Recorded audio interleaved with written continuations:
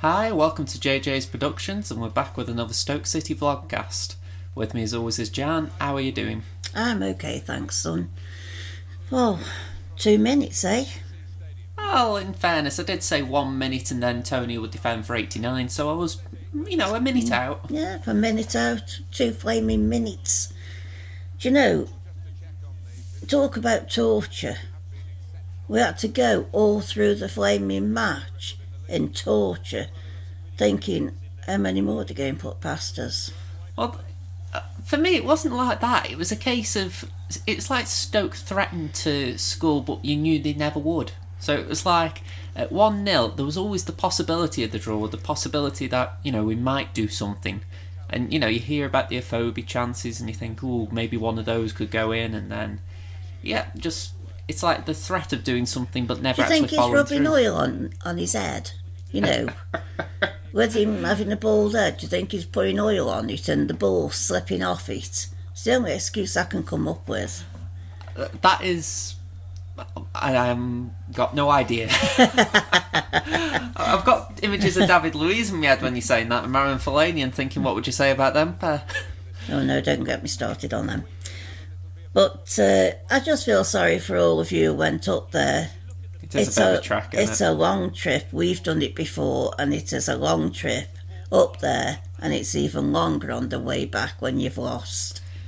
I mean, when we went, it was a draw, wasn't it? Shaqiri got the equaliser for us, but it wasn't exactly a happy trip back, because you're sort of going, what could have been?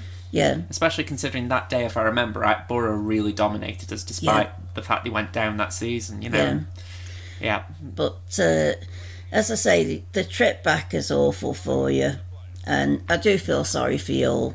But we will be doing these trips ourselves next year, so...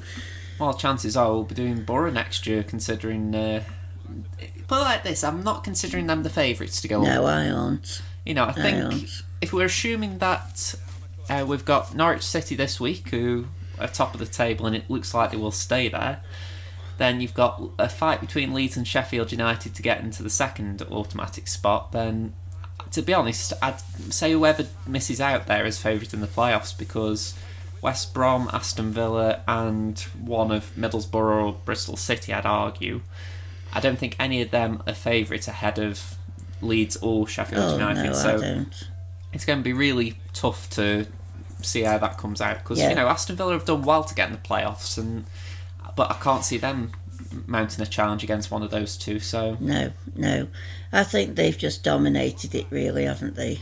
Yeah, I mean, I brought Aston Villa up because someone came out with an interesting fact after the game yesterday, that when Nathan Jones joined Stoke City, I think we were pretty much level on points with Villa, or very close.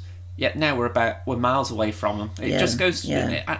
I wish I got the numbers on me. I'll admit I should have kept the tweet on hand, but it's the idea that I think we wrote the season off a little too early, in the sense that if we had said to ourselves, right, yes, we've got a lot of players, but Jones's mandate is to try and do something with them, I think we would have actually had a chance of going up in that sense. But I think we were all too willing to write the season off and say, right, let's rebuild.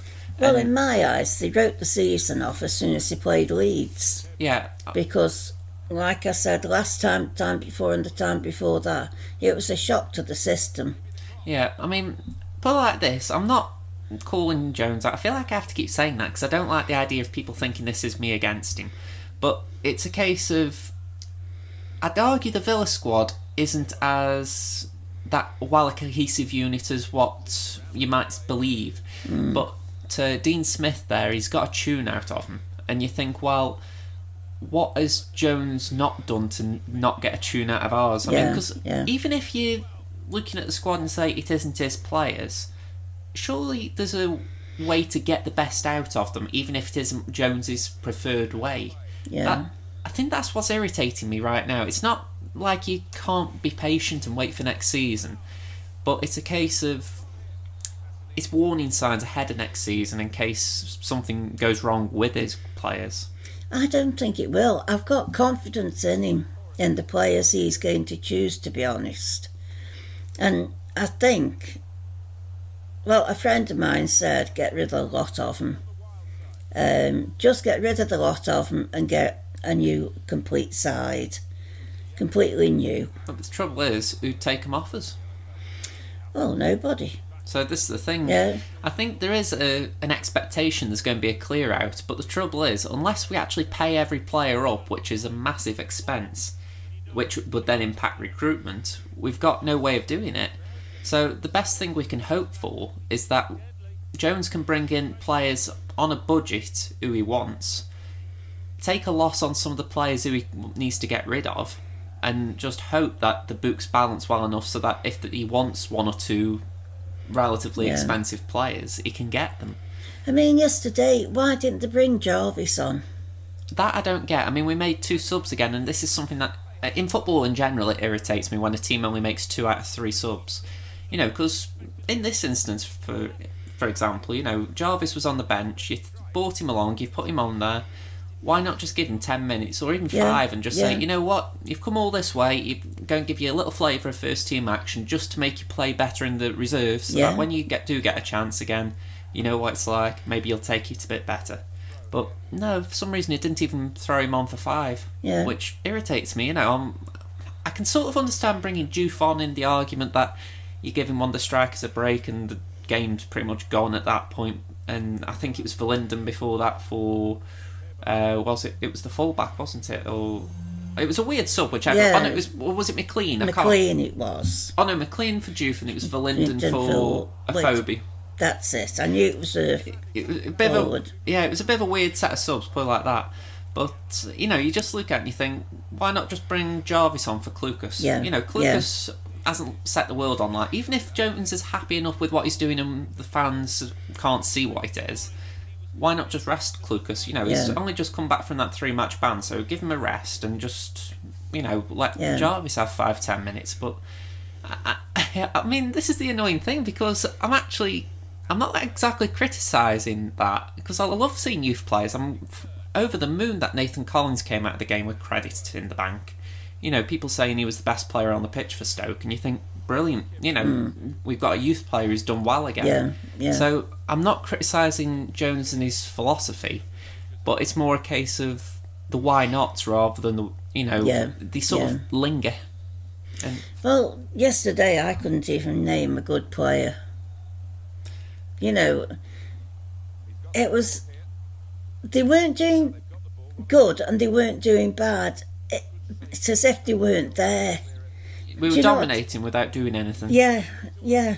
And it just seemed like rabbits in headlights again with all of them. I just don't get it at all. You know, I've got no explanation. It's the old saying, they wouldn't score in a brothel. Yeah. You know, and you know, they could have been playing till this game coming on Monday and they wouldn't have scored. So, you know, you sort of look at it and you go, what do we need in this team to actually get a more cohesive unit? I mean, because there's an argument, the strikers, in terms of their quality and pedigree, they aren't bad. You know, Afobe and Vogue should be good in this division. So you look at it and you think, is it the balls into them that is lacking? And if that's the case, we need to shuffle the midfield up in the summer. Well, I'll tell you what, I mean, next season, I don't know what the training regime is at the minute, but whatever it is, it's got to be upped. Because they aren't waking up now until half an hour into a match. You know, before I've always said it's a 15-minute Stoke period, but it's going up and up and up. Yeah, I mean, it's not good enough, is it? No. I mean, they just aren't coming out of the box quick enough. I mean, I know we're looking at the 2 minutes for the Borough goal, but you think to yourself, we didn't even seem to be getting any mojo at all for most of the first half. I mean, we improved a little bit, but you think to yourself, this isn't sort of what you... I feel like I'm being critical, because the fact is, we aren't a top half team. You know, it's on paper, we just are not a top half team. So we are a mediocre team that's just hovering in the middle of the table. So the question is, I feel like we're being overcritical considering what this team is showing it's capable of. You know, and it's quite... I think that might just be a frustration on our part. Yeah. You know, we know that these players can do better. I mean, or at least some of them can, and if you're looking at the likes of Joe Allen, who've been here for a couple of years, but it's just an underlying feeling of frustration. And I mean, I reckon folks is going to get frustrated soon because nobody is defeating him a ball now and again. I mean, I don't think Vokes had a chance yesterday, or if he did, it wasn't one a note. I didn't suddenly hear, oh, Vokes, and it's like, it's very quiet for him. Yeah. And the weird thing is, he stayed on the pitch, yet a phobia went off, even though he'd had those few missed chances. So you're thinking, he must be doing something, but from a radio perspective, we're not hearing it. No. I mean, Dennis Smith yesterday got quite frustrated with the defence. And, he hadn't got the words to say what he wanted, and that's like me now. Words are actually failing me. I mean, I think he believed Bart could have done better for their opening goal, but I think there was also a feeling that Collins, despite that, was doing well. For a young lad, he was marshalling the defence well. So that's the only one that he praised. Yeah. So it's very hard to take the positives out of this game. I mean, I'm sort of dreading Norwich just for the fact that if they wanted, I think they could blow us away. So, you then look at Millwall and Sheffield United and you just think, come on, you two, just come and play us and let's just get this season over with, because I am really getting fed up now. I mean, it's like I say very often to you, 90 minutes running around a pitch, blinking heck. They're supposed to be on the top end of fitness. But you watch when we come against Norwich, them again, they aren't going to come out like that. They're going to come out as if they played on Sunday.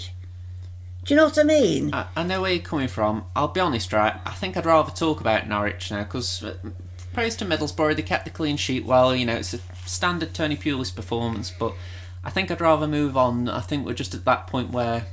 Well, I'll do my stats. Yeah.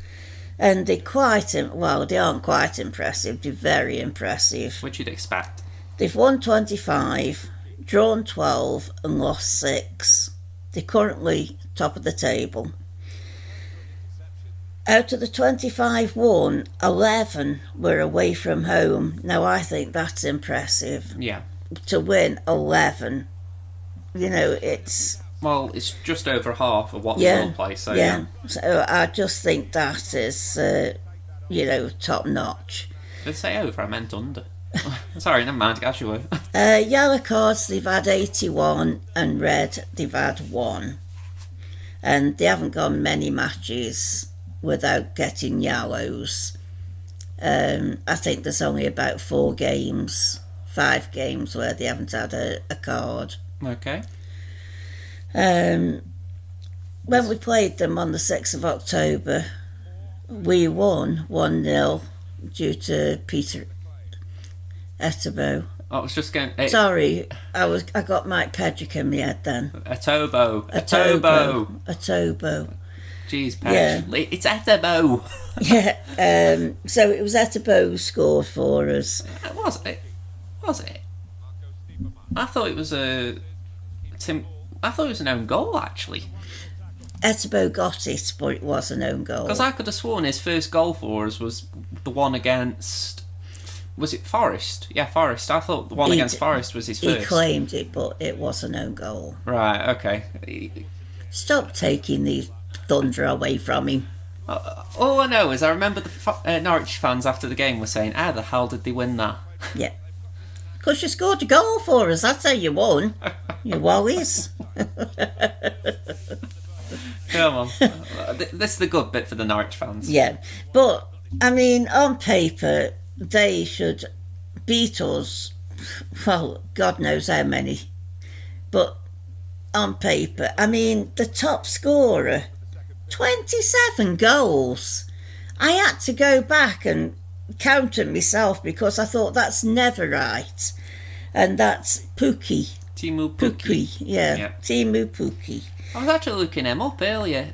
He had a spell at Celtic and he didn't do well there. And you think, wow, if he didn't do well at Celtic, imagine there were Norwich fans when they signed him this year thinking, oh God, what we getting here? Yeah, what we signed him for. I wish we had. 28, 29 years old as well. Yeah. It's not like he's a young pup who just needed time to develop. He's absolutely fantastic, that. I know. I think it's literally a story of a player doing well with either a manager or a club. I don't know which one it is. The Norwich fans might help out there, but it's definitely an interesting case. But there's 3 of them on 8 goals. Now, that's more like ours. I mean, Phobia, has he got 8 or 9 now? I think he might have 9. But when you think there's 3 who've got 8 goals... Yeah. That's Stipeman, is it? It's Stipman, Stiperman, Stiperman. I've got it on the air because he has scored in this game of all things. But yes, Buendia, that's how I'm saying it, and Vrancic. Oh yeah, I'm trying to look at your notes. Yeah, Vranic. Or Vrancic. Sorry, folks, but you know what I'm like by now. I'm going to say I think if you're going to win a league, you need goals spread out. You can't rely on just one player, but what a player to rely on in Pukki. And wowzer, do you know how many goals that they've scored? 87. I'm not surprised. We haven't scored that in 4 seasons. Nope, I would wager that's the case. I think we've barely scraped 20 plus in a season for the last couple of years. I mean, that is fantastic. You can't take away from them. That is blinking fantastic. In fact, I don't think I've seen such stats like that. Yeah, I mean, it's actually incredible. I mean, I'm thinking of Wolves last year, and I think if they'd have been in the league this year, they'd have blown every team apart because Wolves have done fantastic in the Premier League. But I get the feeling Norwich could... not emulate them because I think it'd be a little bit tougher for Norwich to do what Wolves have done in the Premier League, but I believe they'll have a good year. I don't believe it'll be easy for them to stay up, but I think they will be a bit like Brighton last year. They'll have a comfortable enough season, maybe have a little scare, but it'll be comfortable enough. Whereas I think if the other teams, I think they may struggle a little more. I mean, say Sheffield United to go up, I'd worry for them going up. Yeah. Well, Leeds, I think they'd stay up, but I think they'd be a little close. Whereas, I mean, I know this is all before signings, but you're just looking at how the squad is right now. But I think Norwich are built similar to how Wolves have been, and I think Leeds and Sheffield United would be a bit more like, say, the last year how Cardiff and I've Fulham read the stats out for all these teams, the top 4, top 5, with previous games that we've played, and these are the best stats that I've read out. Yeah, which you'd expect from number 1. They thoroughly deserve to go up to the Prem, and I wish them good luck up there. I really do. There's been a big comparison between Stoke right now and Norwich last season, because I'd like Norwich fans to comment on this. I know that maybe not a lot of them listen, but I would like comments if there are any out there, because I think that how we are now with Nathan Jones, they were last season with Daniel Farke, their manager, in that he'd been there, for the entire season, so a bit different to Jones, but they weren't convinced. It was sort of like, oh, okay, this fella's doing this, and they were in mid-table, they weren't wowing anyone, it was like, okay. And I think going into this season, there wasn't a lot of optimism, especially when you take into account the first 6 or so games, they didn't get a lot of results. It was like, you sort of thought how they started this season, they'd carry on from last season. I know I did anyway, watching the first 6. And then, out of nowhere, they just clicked and got results, and it was as if a new team had come in to play for them. And I think that's what a lot of Stoke fans right now are hoping, that we can emulate Norwich and try and find a way back at the top of the table by just sticking to a philosophy. And I have my doubts, I can't hide it, only because some of the things Jones has done, they aren't good long-term things to do in terms of in-game tactics. I understand the argument of he's got Rowett Hughes his players and, give him time to get his own. I understand all these arguments. But it's the idea of... I'm still on Williams from last week. Williams at right back.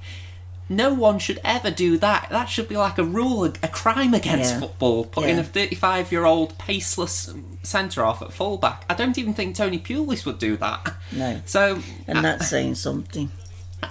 I'm still on it because I just don't get it. No. And it's things like that just give me doubt, because I think, yes, I know he wants to go a different way with the full-backs. He doesn't want to do that. But that doesn't explain why he did it. Yeah. And I think if he's doing things like that now, what happens if we have an injury crisis next season and he has to do something, who's the weird selection next year? It's where I have my concerns. We've got concerns, but I definitely don't want Jones to go. No, I actually want to see what he does. Yeah, I don't... I always worry about people saying it, but I don't want change. I'm not one of these calling for it. It's just... If anything, I'd love a face-to-face conversation with him where I could say what was going through your head with that, and if he could actually explain it in a way that a football supporter rather than a football coach would understand it, I'd go along with it. But I'm actually just wondering if he just decided he picked a name out of the hat and said, right, you're the unlucky one who has to go there. Yeah, It's just... I don't know how he's doing it or what he's doing. I think he's playing with what he's got. I mean, it's like how he went to 5 at the back this week against Borough, and you're looking and thinking, James McLean win back. I don't think he's played there the entire time Jones has been here. No. We've put Nathan Collins in. I'm completely for that. I will never say no to a youth player starting, and I'll never be critical if they have a bad game after something like that as well. And then you look, we've got the same midfield three there for a bit, so no surprises there. Front two I'm happy with, but it's still the idea of why so much chopping and changing. Why not just stick with the 4? Yeah, four I mean, back? what I couldn't understand is that the last one we won, which was...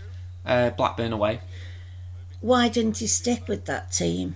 I don't know. I mean, if I'm right, I'll admit it's 2 weeks ago now, we've played Bojan from the start there and he hasn't had a chance since. No. I mean, I can't understand anybody, not just Nathan Jones, but any manager changing a team when they won. Wouldn't it be better to stick with them? And then if they aren't gelling, like they did in the game that they won, then make substitutes and bring somebody else on.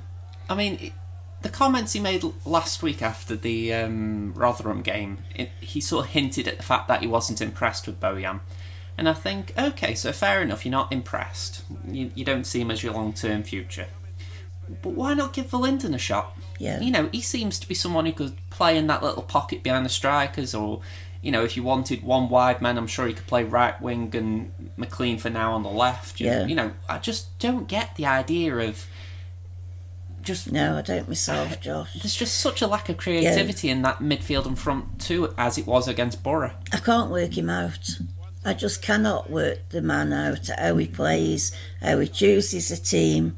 I just don't get him at all.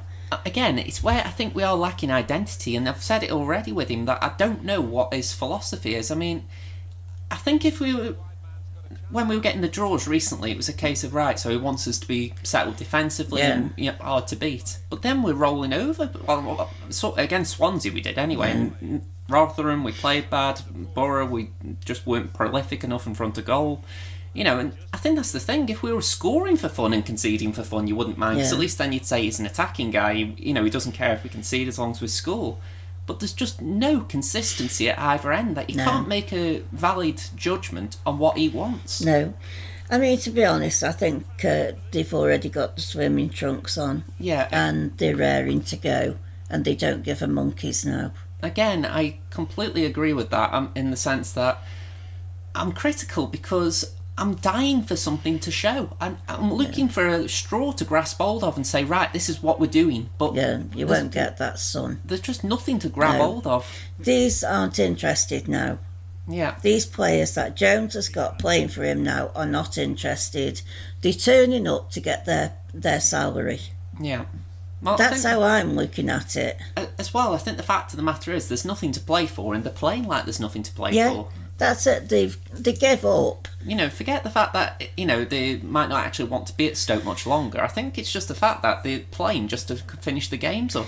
Well, they're looking at it and think, well, we can't get relegated, so we've done our job there. We haven't got relegated, and we can't make the playoffs, so we just might as well play complete and utter rubbish, get paid for it, and try them going on holiday after. I mean, is it bad that there's a bit of me that wouldn't have minded a double relegation if it had meant that a few of them had got that on their CVs? Because it's like Bruno Martins Indy, for instance, saying, I might have to leave Stoke if I want to realise my dream of playing in the Premier League again. And I think you've done okay at left back recently, Bruno, but you were part of the team that got relegated, and you are still currently part of the team that hasn't done well in the Championship. Yeah. So don't go thinking that you're suddenly going to get Premier League suitors. I think this is what I'm saying. I think a few of them deserved a double relegation on the CV, just to sort of say, you know what, I'm not of the required standard here. Yeah. I don't think any of them deserve to play for Stoke again anyway. Well, I mean, apart from Jack Butland. Yeah, Jack's probably the only one who's come out of this season with any sort of commendment to his name. He's the only one who has tried to save us by making some fantastic saves. So we're in the last 30 seconds. What are your predictions? I've gone 1-0 to Stoke. I'm going 2-1 to Norwich. Okay. Okay, folks, that's wrapping that up. I'm not even explaining why I went for that one. But yeah, if you enjoyed this video, please leave it a like. If you've got any thoughts, leave them in the comments. And until next time, this has been Josh and Jan. Okay, see you folks. Hope it's a bit better next time. Bye. See you again against Millwall. Bye for now, everyone.